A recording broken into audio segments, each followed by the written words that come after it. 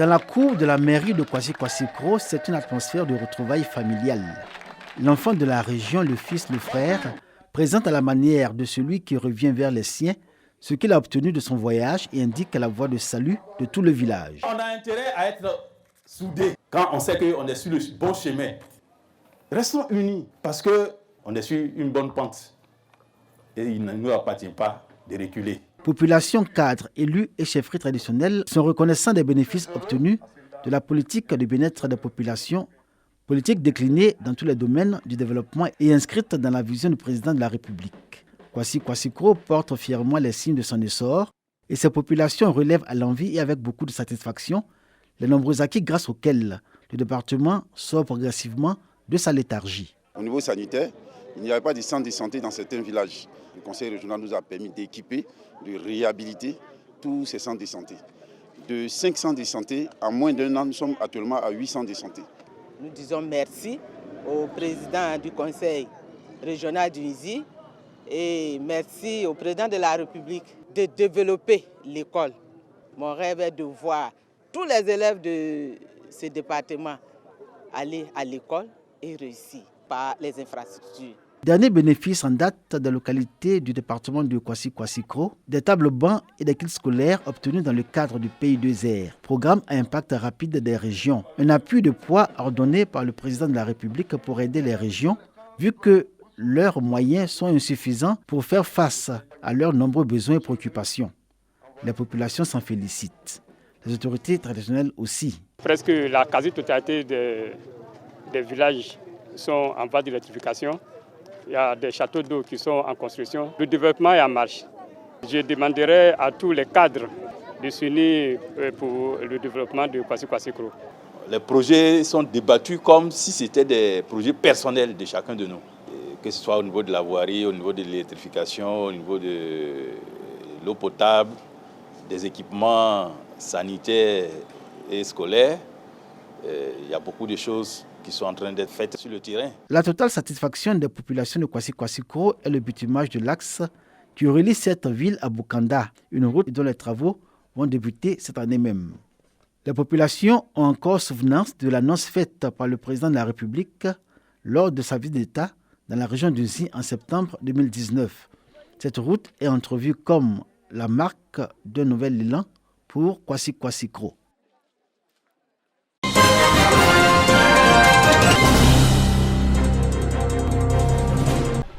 Diokwe, chef-lieu de la région du Guémon, vient d'être doté d'un détachement de CRS, compagnie républicaine de sécurité.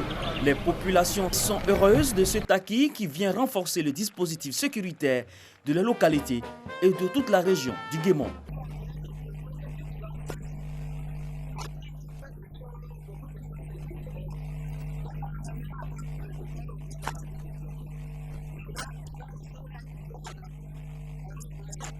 La compagnie républicaine de sécurité de Diokwe est la 7e compagnie du genre que la direction générale de la police fait installer dans le Guémon, d'où son appellation CRS7.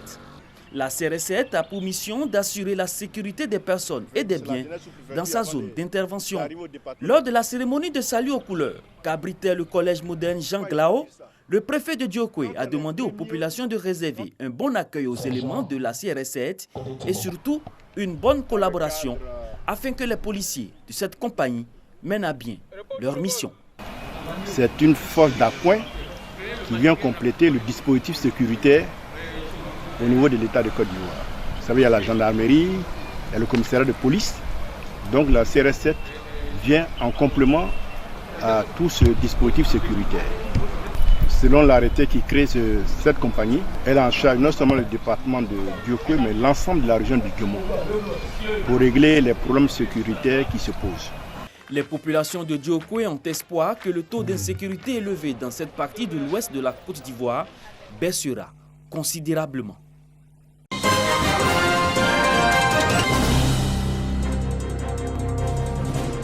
Depuis 2016, les cantines ne sont plus approvisionnées en vivres selon la direction des cantines scolaires.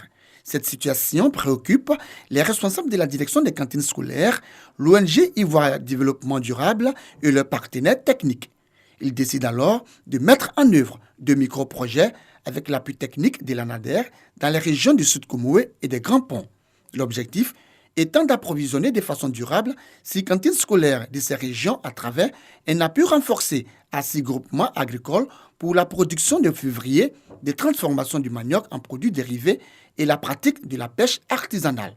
Ainsi, dans le cadre du programme intégré de pérennisation des cantines scolaires, 3 groupements de la région du Sud Comoé ont officiellement reçu des équipements et matériels en vue de garantir le succès de ce projet. On vous prie de faire bon usage de tout ce qu'on vous a donné. On compte sur vous pour que le partenariat avec la Société Générale Côte d'Ivoire soit renforcé. Les cantines scolaires permettent le maintien des enfants à l'école en leur assurant un repas chaud et équilibré par jour. Nous avons choisi, entre autres actions, d'accompagner des groupements agricoles en vue de leur permettre d'approvisionner les cantines en vivres. Les bénéficiaires se réjouissent de l'initiative. Ils n'ont pas manqué de traduire toute leur reconnaissance aux responsables de la direction des cantines scolaires et de l'ONG Ivoire Développement Durable. C'est grand ce qu'on vient de nous donner. On vient de recevoir un don de broyeuses de manioc, 4 presseuses. C'est très important. Au terme de ce projet, qui est un appui à la pérennisation des cantines scolaires, les élèves des inspections de l'enseignement primaire public de Tiapoun, d'Adiaké et de Bonois vont bénéficier d'un repas chaud, équilibré et riche à midi. Ceci pour leur permettre d'améliorer leurs résultats scolaires.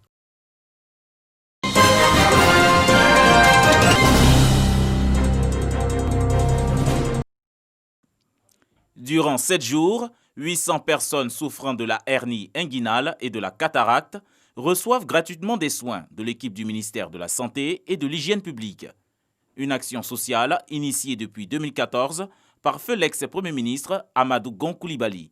L'objectif est de soutenir le programme de lutte contre la pauvreté mis en route par le président de la République, Alassane Ouattara. Je peux dire un grand merci au docteur d'avoir eu pitié à nous. Et vraiment, je lui souhaite une très bonne carrière. Cette 5e édition de cette opération se déroule 6 mois après la disparition de l'initiateur de ce projet. Hommage lui a été rendu par les bénéficiaires. Le conseil municipal de Koro, effectivement, la mort d'Amadou Gon Coulibaly, nous avons pris en charge gratuitement nos parents, pour ceux qui souffrent de la cataracte, ceux qui souffrent de la cuisse hernière. Et on n'a pas fait du tout d'exclusion. Notons qu'en 5 ans, l'opération gratuite de la cataracte et de la hernie inguinale a permis à 5000 personnes de recouvrer la vue et de retrouver l'espoir de vivre. L'initiative est de pérenniser la mémoire de l'ex-premier ministre Amadou Gon Coulibaly.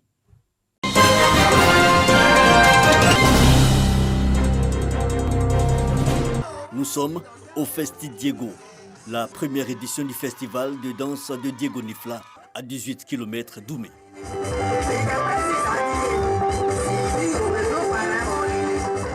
Initiée par la plateforme virtuelle dite Fierté de Diego Nifla, l'activité se donne pour ambition valoriser la culture ban. Nous avons un engagement. C'est l'engagement d'amener nos populations vers le développement, dans la paix, dans la cohésion. Voici la danse cité, danse de réjouissance au clair de lune, une danse spécifiquement exécutée par les Djezra aux femmes de Diego Nifla, ou encore le Koloussa, la danse de la poire à lavement venue de la localité de Loua. Il y a aussi le Yassa de Guidi, sans oublier le remarquable groupe le Samansa de Zadi.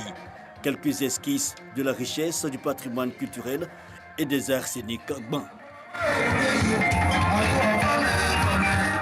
Mais le festival se veut aussi le creuset d'expression des autres peuples vivant en territoire ban, sans oublier la communauté BT. Le Festi Diego, un festival cadencé, notons qu'il aura lieu chaque année dans la période du mois de janvier et ce dans la sous-préfecture de Diego Nifla.